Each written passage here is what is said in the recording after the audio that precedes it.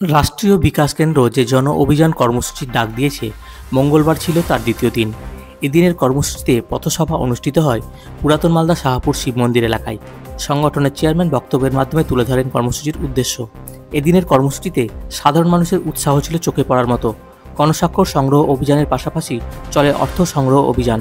এদিন বক্তব্য রাখতে গিয়ে সংগঠনের সভাপতি মুস্তাফিজুর রহমান বলেন, ভারতবর্ষের অধিকাংশ মানুষই আজও নিজেদের গণতান্ত্রিক অধিকার থেকে বঞ্চিত।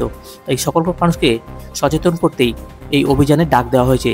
মালদা থেকে যে কর্মসূচি শুরু হয়েছে, আগামী দিনে তা রাজ্যের বিভিন্ন প্রান্তে এমনকি সারা দেশে ছড়িয়ে পড়বে।